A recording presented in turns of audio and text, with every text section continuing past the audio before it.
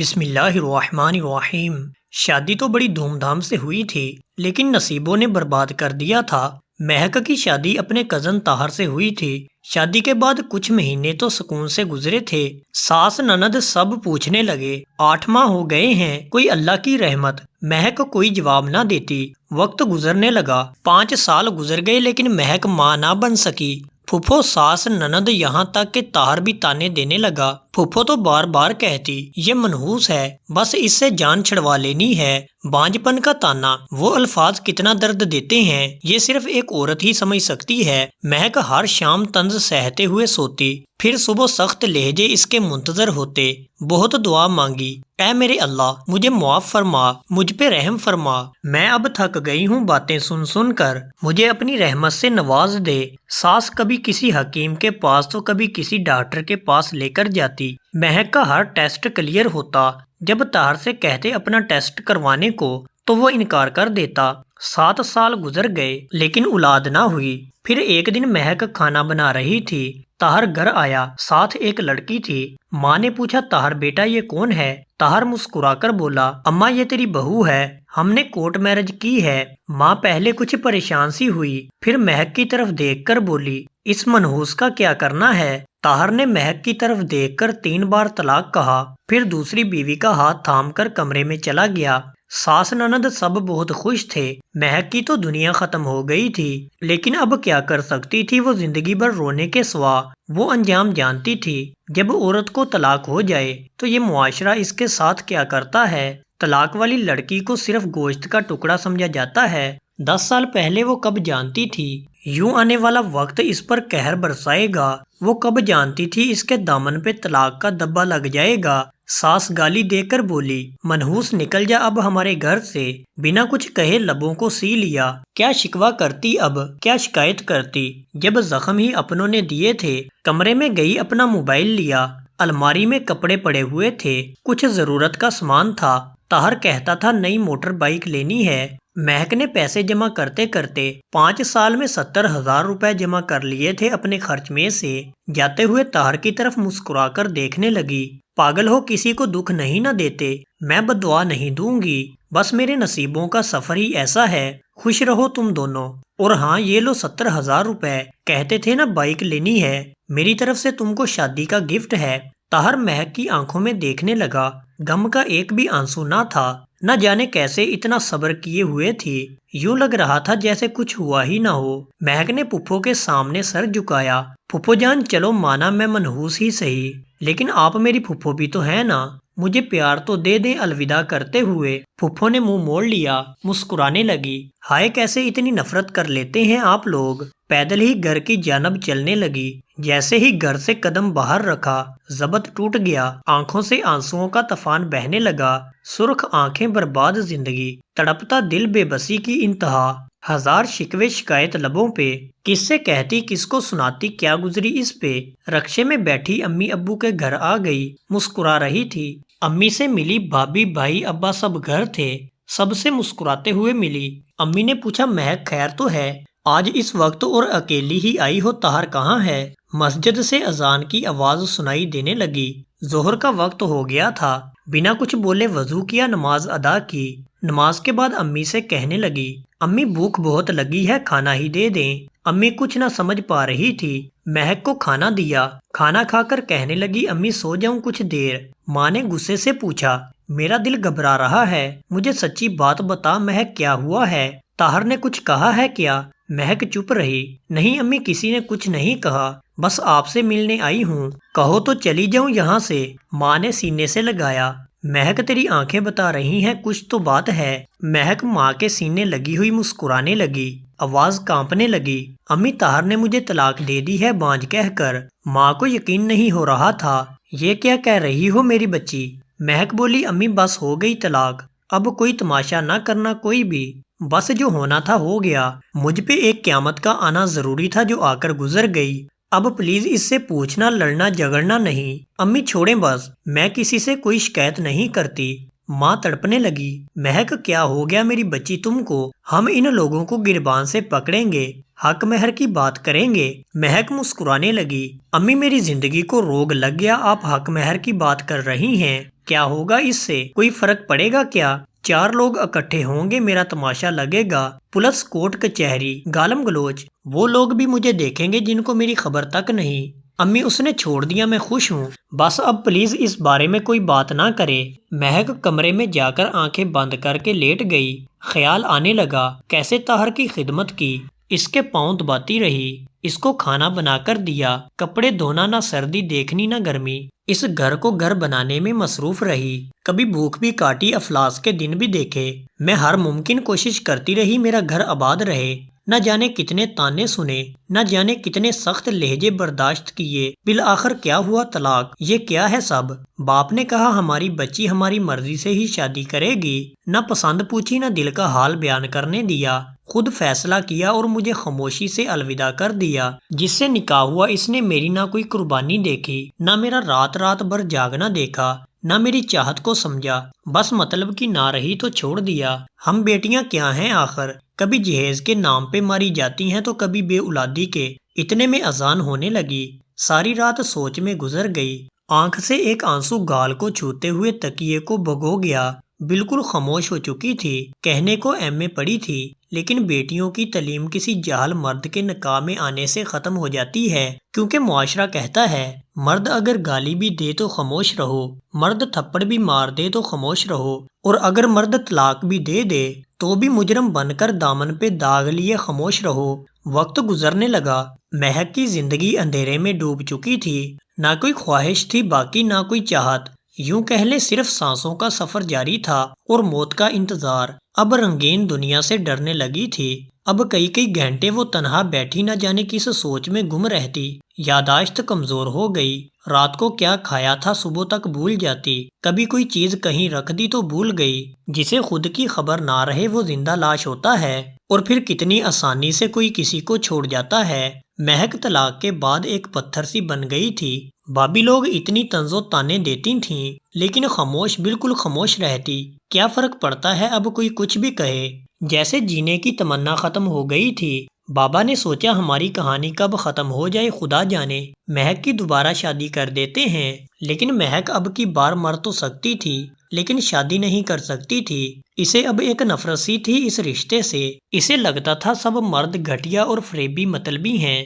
بس اپنے مطلب تک ساتھ رہتے ہیں، مطلب ختم راستے جدا کر لیتے ہیں، پھر نہ وفائیں کام آتی ہیں نہ خدا کے واسطے، بس چھوڑ دیا جاتا ہے، راکھ بنا کر اڑا دیا جاتا ہے ہر رشتہ۔ ایک رشتہ آیا، لڑکا بیرون ملک جاب کرتا تھا، عمر کافی تھی، امیر تھا، پہلے بھی 2 شادیاں کر چکا تھا، مہک نے انکار کر دیا، کوئی 5 بچوں کا باپ تو کوئی 3 بار شادی شدہ، کبھی کوئی شرابی تو کبھی کوئی بڈھا، اس طرح کے رشتے آنے لگے، لڑکی بلا کی خوبصورت ہو، لڑکی جتنی بھی پاک صاف باحیا ہو، لڑکی کتنی بھی پڑھی لکھی ہو، بس طلاق کا داغ لگ جائے تو میرے معاشرے میں جیسے وہ ایک طوائف سی بن جاتی ہے، لوگ نفرت کی نگاہ سے دیکھتے ہیں اسے، جیسے اس نے کوئی گناہ کر دیا ہو۔ شرابی کا رشتہ آئے گا کہیں گے شرابی کو ہی دے دو، طلاق ہوئی ہے کون لے گا اسے، واہ کیا معاشرہ ہے، مطلب طلاق ہونے پہ لڑکی طوائف بن جاتی ہے، اللہ تباہ و برباد کرے ایسے معاشرے کو جس میں عورت پہ طلاق کا دبا لگا کر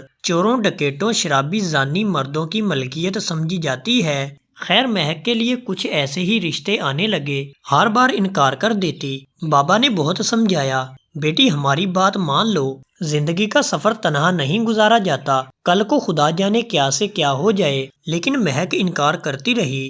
ایک دن شادی کی وجہ سے امی ابو بھائی کے ساتھ بہت جھگڑا ہوا مہک کا، بھائی کہنے لگا لڑکا پولیس میں ہے، امیر بھی ہے، اچھا ہے، اس سے کیا اعتراض ہے تم کو، مہک کی بس ضد تھی شادی ہی نہیں کرنی۔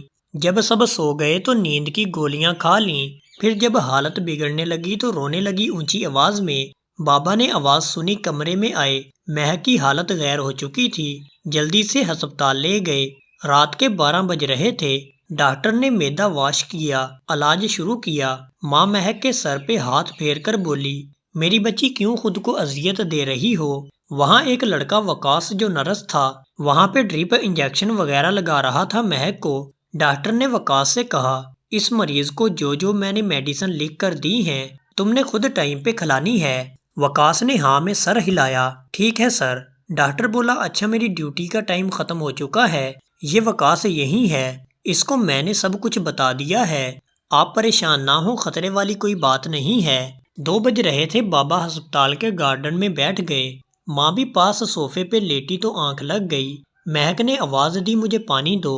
وقاص جلدی سے آیا، کیا چاہیے آپ کو؟ مہک نے پانی کا کہا۔ وقاص پانی لے کر آیا، خود سہارا دے کر اٹھایا، مہک کو پانی پلایا، پھر پاس بیٹھ گیا۔ مہک کی طرف دیکھ کر بولا، میں نے آپ کے بابا کو روتے دیکھا ہے، وہ آپ کے لیے بہت پریشان ہے، آپ بابا کی بات کیوں نہیں مان لیتی؟ آئی ایم سوری، میرا کوئی حق نہیں آپ سے کچھ کہنے کا، بس دل میں بات آئی کہہ دی۔ مہک خاموش رہی۔ وقاص پاس ہی بیٹھا تھا کہ مہک وامٹنگ کرنے لگی۔ وقاص نے اپنا ہاتھ آگے کر لیا، اتنے میں ماں بھی جاگ گئی۔ وقاص نے خود مہک کا چہرہ صاف کیا، بیڈ شیٹ چینج کی، پھر ایک انجیکشن لگایا۔ رات بھر مہک کے پاس گھومتا رہا۔ دوسرے دن جب ڈاکٹر آیا تو چیک اپ کیا، ڈاکٹر نے بتایا اب پریشانی والی کوئی بات نہیں ہے، آپ گھر جا سکتے ہیں۔ وقاص نے دل میں ایک خواب سجایا، کتنی اچھی کتنی پیاری ہے مہک، اس کے بابا کہہ رہے ہیں 5 بچوں کے باپ سے شادی کر لو، صرف اس لیے کہ مہک کو طلاق ہوئی ہے ایک بار۔ میرے نبی صلی اللہ علیہ وآلہ وسلم نے بھی طلاق والی خاتون سے نکاح کیا تھا، میں بھی مہک سے نکاح کر لوں گا، نہ جانے کتنے درد دل میں لیے جی رہی ہے، ہر درد مٹا دوں گا۔ وقاص گھر گیا، امی سے بات کی، امی جان ایک لڑکی ہے، بہت اچھی ہے، پیاری تو اتنی نہیں ہے لیکن مجھے یقین ہے ہمارے گھر کو جنت بنا دے گی۔ ماں نے پوچھا کون ہے وہ؟ وقاص نے بتایا امی جان اسے ایک بار پہلے طلاق ہو چکی ہے۔ ماں غصے میں بولی، شاباش، اب ہم کو شریکوں میں بدنام کرے گا، طلاق والی لے آئے ہو؟ وقاص مسکرا کر بولا، امی جان بدنامی ہو یا عزت، شادی تو اس سے ہی کروں گا۔ جب وقاص کے بھائیوں اور بہنوں کو پتا چلا وہ لعنتیں دینے لگے، بس طلاق والی ہی رہ گئی ہے اب۔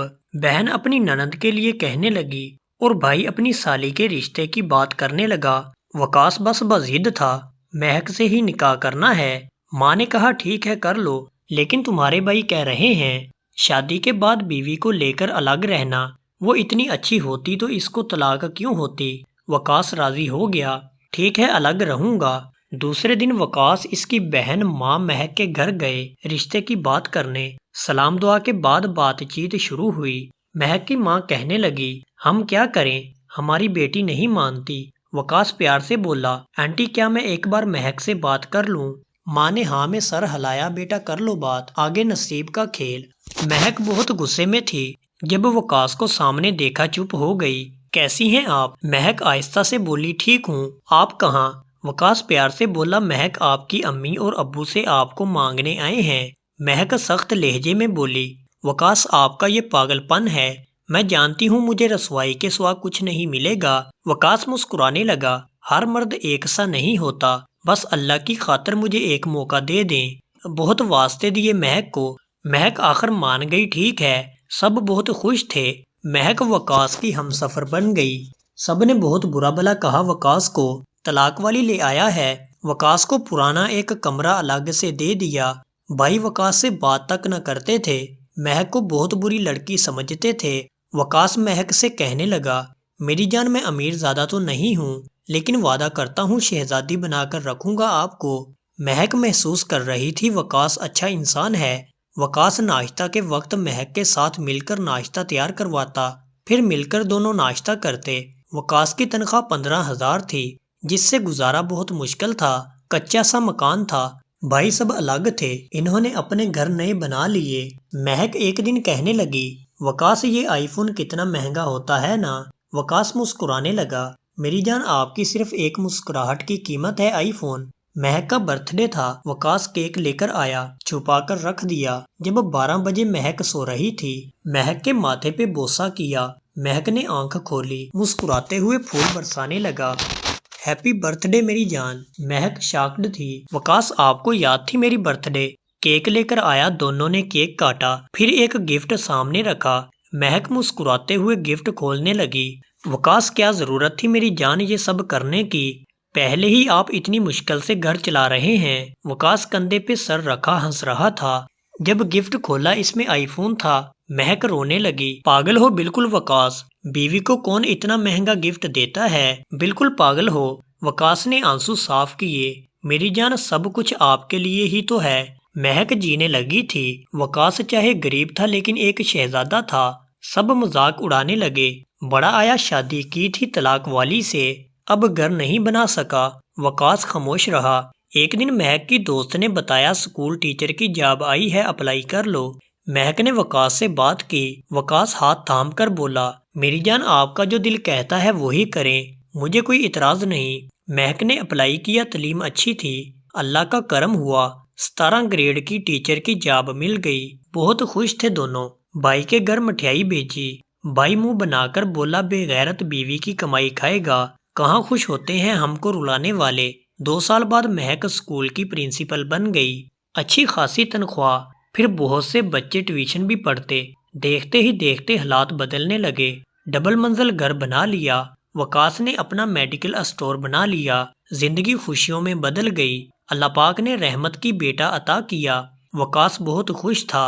ایک دن وقاص کے میڈیکل اسٹور پہ ایک شخص آیا، سر سے خون بہہ رہا تھا، کپڑے پھٹے ہوئے تھے، ساتھ ایک لڑکا تھا۔ اس کے سر پہ مرہم پٹی کی۔ پوچھا کیا ہوا؟ وہ شخص گالی دے کر بولا، ڈاکٹر میری بیوی بڑی ظالم ہے، میرا گھر زمین جائیداد اپنے نام کروا لی، اب مجھے روز کتے کی طرح مارتی ہے۔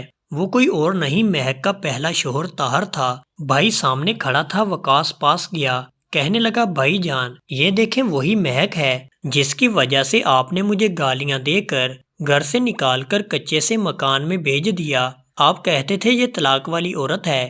بھائی جان میں آپ پہ طنز نہیں کر رہا، اللہ معاف کرے، میں حقیقت بتا رہا ہوں۔ طلاق والی لڑکی کیوں اتنی بری ہے میرے معاشرے میں؟ کیوں طلاق والی لڑکی کو نفرت بھری نگاہوں سے دیکھا جاتا ہے، اسے غلط سمجھا جاتا ہے، اسے غلط بولا جاتا ہے، اور طلاق دینے والا مرد غلط ہو کر بھی پارسا رہتا ہے؟